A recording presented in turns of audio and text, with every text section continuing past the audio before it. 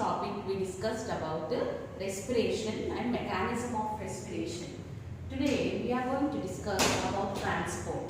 Then what is meant by transport? Generally we know that transport means mainly the transfer of things from one place to other place. But what about these plants and animals? How the food and oxygen is being transported to different parts of the body. Here, transportation is an important topic that every organism like plants and animals transport the food materials and oxygen to the different parts to produce energy, and that energy is utilized for the life processes and growth and reproduction. So that is very essential thing that which comes in the living organism, that is transportation. So today we are going to learn transport in plants. What we are going to learn? Transport in plants. So transport in plants, when we just see about transporting plants, we see that there are different parts which are being accumulated to form a plant. So plants are branched. Actually plants are branched and they are elaborated structures, and they are, when we come to this function of these plants, they are just distribution of transportation is less elaborate, and they are somewhat less active. Why? Because these mainly what happens is many parts of the plant which participate in the process of distribution of food, whereas when we compare with human beings only the thing is the transportation, only a system is present to distribute, which is made in humans we can see trillions of cells which are present to be distributed for their life activities, whereas in these plants we can see that the transportation is a thing that where you can see it is going to take place through even roots, even stems and even leaves. Like that there are different parts which are going to take part in the transportation. Here when we come to here, even leaves are the main structures which are present to prepare the food in the process of photosynthesis and supply. Supply it to the different parts. So here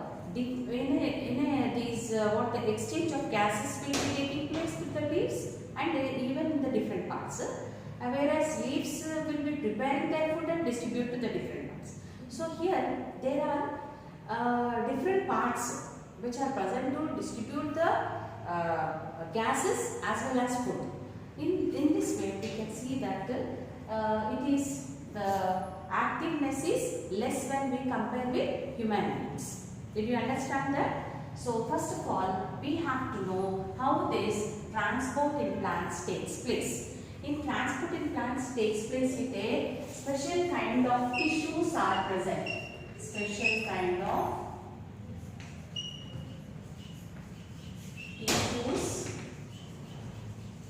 tissues are present. They are mainly divided into two kinds. Those are nothing but xylem and phloem.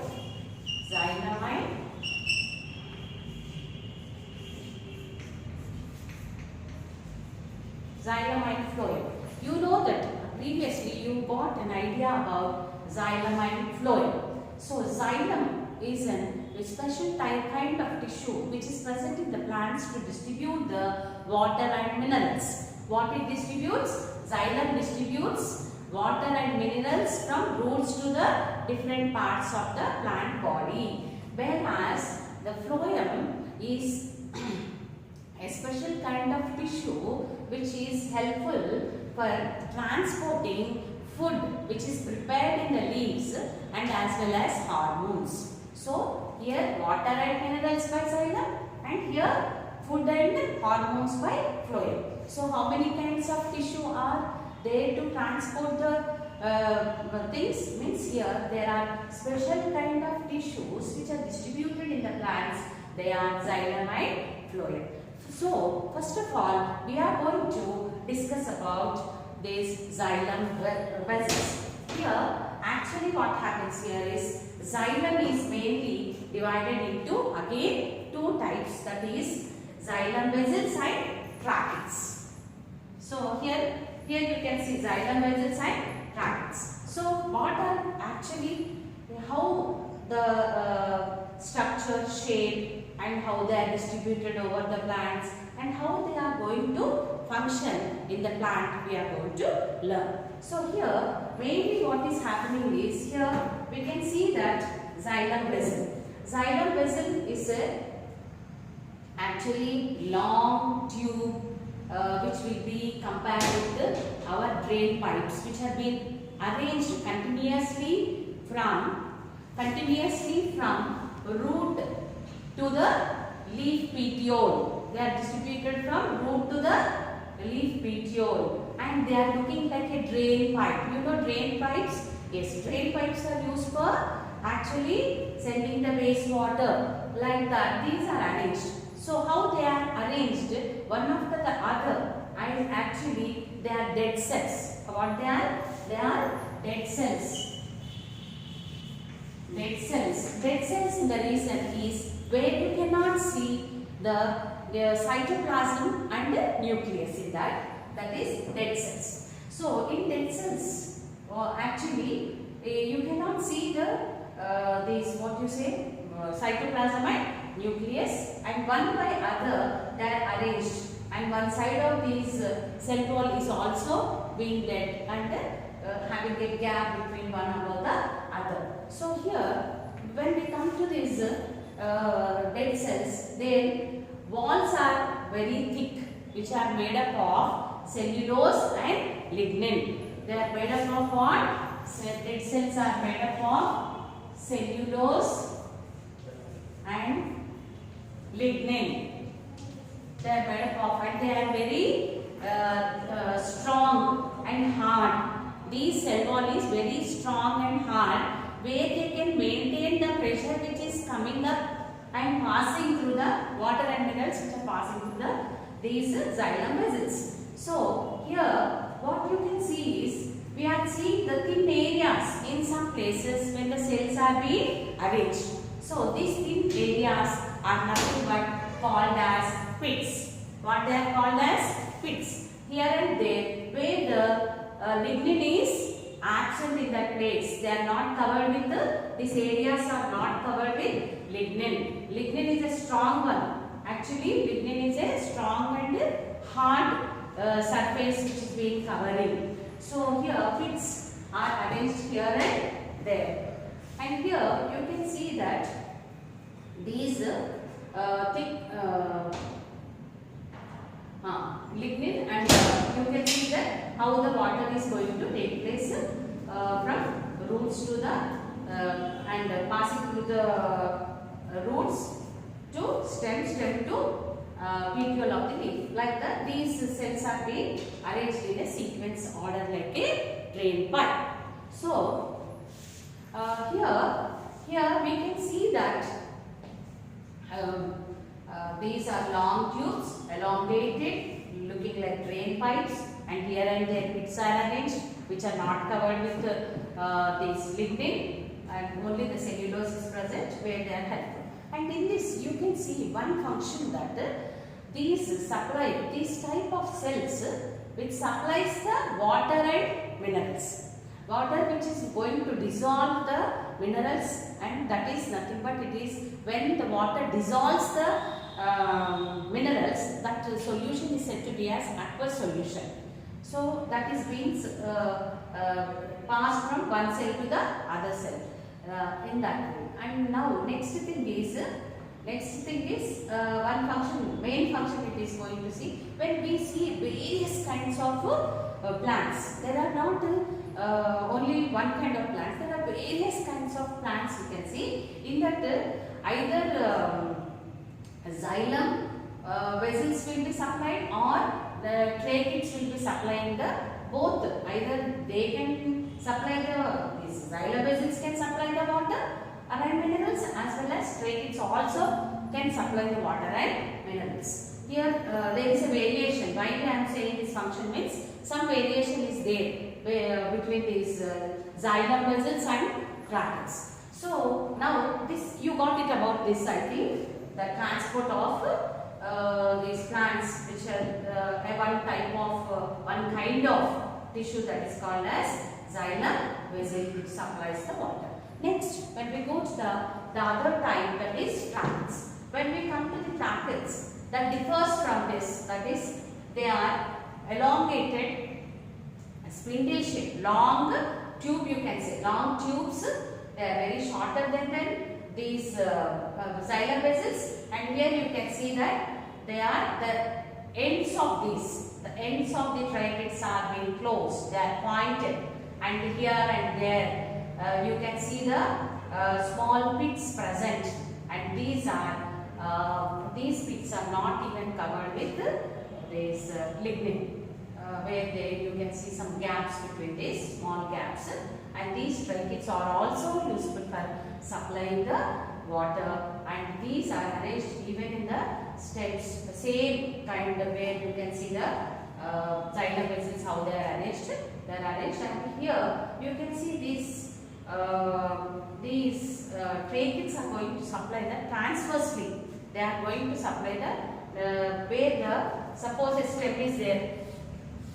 Stem is present within these, only the xylem vessels will be elongated tubes, and whereas here you can see tracheids will be supplying to the other tissues in a transverse way. So these are also useful for supplying the water and minerals within the plants. But tracheids having some difference, that is, they are having pointed ends, and here you cannot see the pointed ends. They are closed structures. Pointed ends means they are closed. And here the supply of water will be taking place transversely, and here the tracheids will be only present in the non-flowering plants.